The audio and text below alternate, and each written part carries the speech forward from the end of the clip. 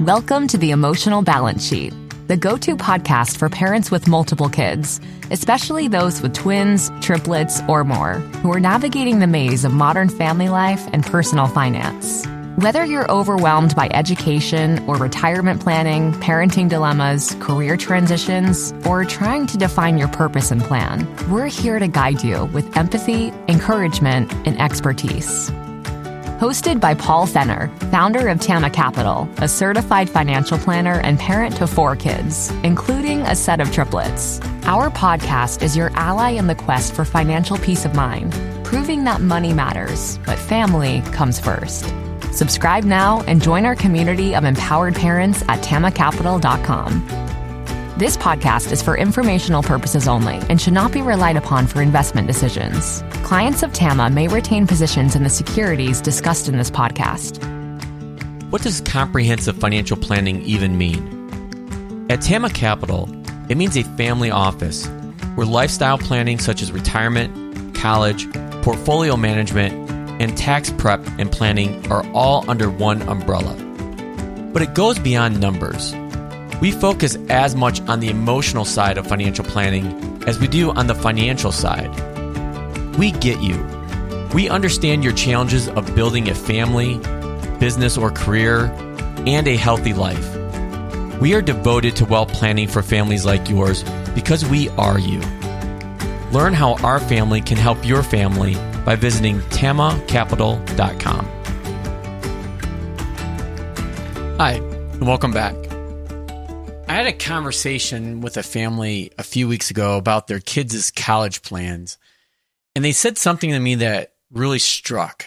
And I remember the father saying, I just want them to have the same opportunities I had. And I thought to myself, that sounds just like me. It sounds pretty reasonable. But then I started thinking about what that actually means. It aligns with a piece that I recently read again by Morgan Housel, and it goes something like this. Which of my current views would I disagree with if I was born in a different country or part of the country or generation? What haven't I experienced firsthand that leaves me naive to how something works?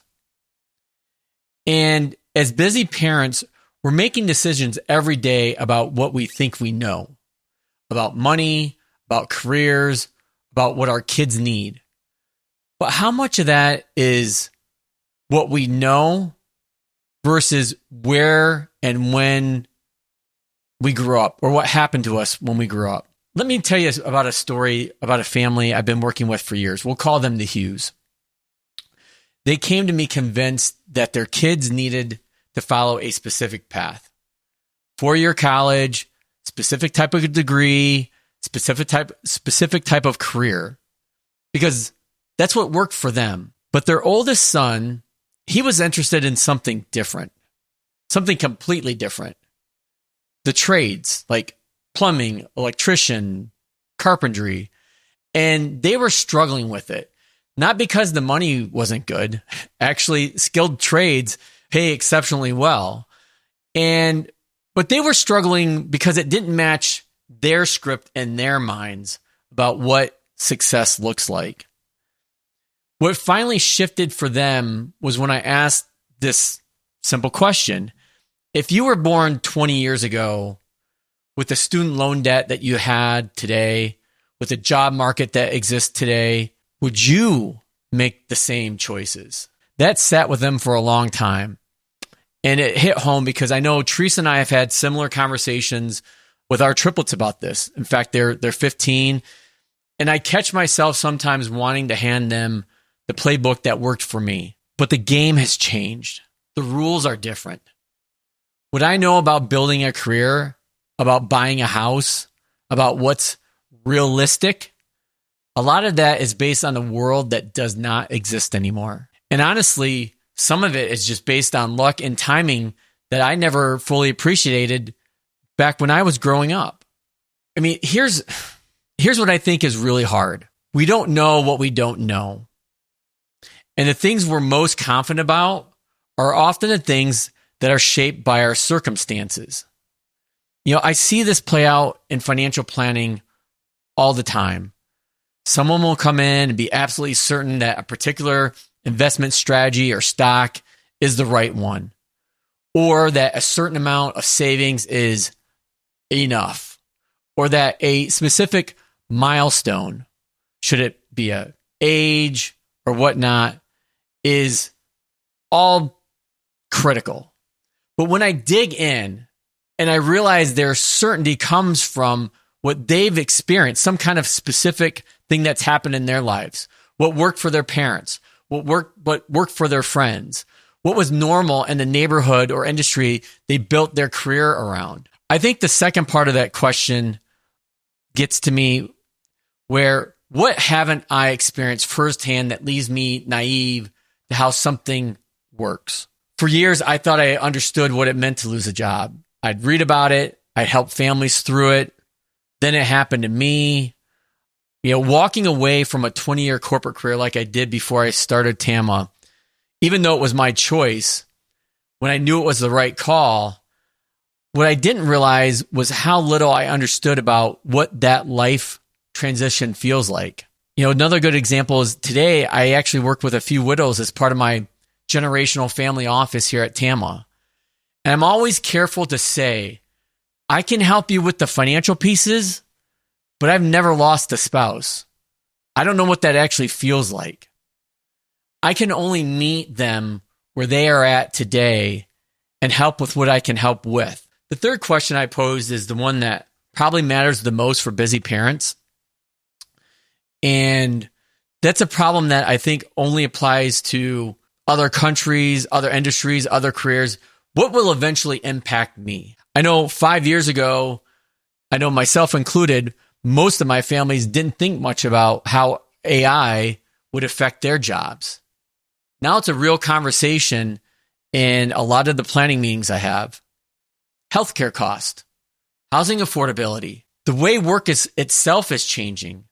These aren't problems that happen to other people. They're headed for all of us. Now, I know I've thrown 3 big questions out at you, and I just don't want to leave you with these for the week. Because if you're anything like me, more questions without a filter just become overwhelming noise. And you don't have time for that. None of us do. So here's the distinction that I made that helped me and how I use this with families often. There's a difference between values and scripts. Values are yours. They're the things that actually matter to you, that don't change based on what other people think. Like wanting your kids to be self-sufficient, wanting financial security, wanting to be present for your family. These are all values. Scripts are different. Scripts are inherited instructions about how to achieve those values. And I think the key word there is inherited instructions, because here's where it gets tricky. We confuse them all the time. Self-sufficient becomes must-have 4-year college degree. Financial security becomes a specific net worth number. Being present becomes never travel for work. Those aren't values. Those are scripts. And one particular way to achieve the values that got hardwired into our thinking somewhere along the line. And values are worth protecting. Scripts are worth questioning. So here's the quick test that I use often.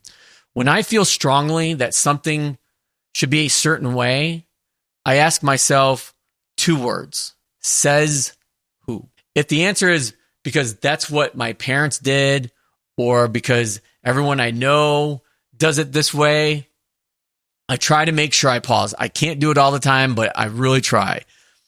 And not to reject it, but just to check whether it still applies to my life, my family, and my situation. If the answer is because I've actually thought about this and it fits with what matters in my family, I trust it and I move on.